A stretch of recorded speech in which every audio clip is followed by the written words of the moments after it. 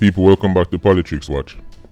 Now, my subscribers and people who regularly view this channel will know that I've already done a video exposing the fact that the incident that took place in Jamaican with the Chinese businessmen and the other incident that happened in Montego Bay with the Hawkeye vehicle and another Chinese businessman was carried out by people who are either current police or soldiers or ex-police and soldiers. Those videos are on my channel and I'll link them in the description when I'm finished. Now, I want you to check out those videos if you haven't done so yet. Now, this video is basically to make a prediction. And that prediction is that the team that carried out the work in Jamaican on Montego Bay will soon strike again. Now I know there's always some simpletons who run into the comment section and they're going to say, well, oh you know say they might go strike again. That means say you're one of them. Yeah, work with them. Like, listen, people. A criminal, especially these type of criminals, don't just retire overnight. Now, what we saw with Montego Bay is the same thing we're seeing with Jamaican now. The Moby incident happened. Them go for scatter. They got rid of scatter, told the Jamaican people that see that we solve the crime. Right. Then 9 days story, you know you're not more Moby again. Then Maypen happened. Them rake up 3 little man. Say, oh, we draw them in 9 days story without you nothing again. Don't you find it strange that it's been a month now? And one of the biggest incidents to happen in Jamaica in the last 5 years. We could probably go back to the Tivoli incursion. This is one of the biggest, if not the biggest case we've seen between criminals and police, right? In terms of an all-out challenge. And somebody or a group of people saying, listen, we're going to stand here and go toe-to-toe with you, right? We don't see this very often. And the media in Jamaica and the police force in Jamaica has treated this like a 9-day story. Right? Nobody's talking about it anymore. Nobody cares. I don't understand why the major media houses in Jamaica are not digging up about those 3 people who the police claim they've arrested. Have they been charged yet? What have they been charged for? Have they given up anybody? Clearly not. Because now you're nothing at all. So now we see Moby repeating itself with Maypen. Right? So that can only tell us, just like how after the Moby incident and things died down, Maypen happened. Now that Maypen has died down and people have stopped talking about it, these men will strike again. Why not? They just pulled off a very successful operation. They've just proven again that the police force cannot handle them in a toe-to-toe situation. These men seem to be better trained than the police force, right? They've already schooled them, because in Maypen, let's be honest, they schooled the police force because people are saying, oh, it was to protect the hostages. We already saw the videos of the policemen trying to run away from the incident, right? There were other videos released showing policemen pulling up to the scene and then driving off when they realize what them get themselves into. So these men know all they have to do is plan the operation and execute it, because they are not worried that the police is going to win a fight with them. They're not worried. So my prediction is As it stands right now, those men are planning another operation.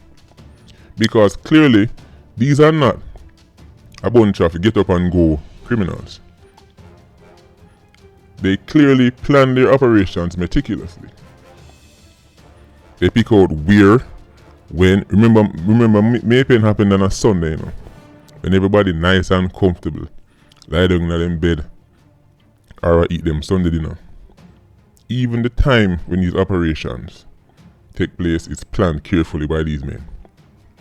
Why you think they're going to retire from a life of crime and go join the church and sing Kumbaya when clearly there's millions out there to be made? We're seeing a pattern developing. What's the pattern? Chinese businessmen being targeted, millions of dollars being taken. If they are challenged, we're seeing great marksmanship. And then the days after the incident, we're seeing a couple 87 octanes get scraped up or taken out, and then that's it, case done. We don't hear nothing more about it.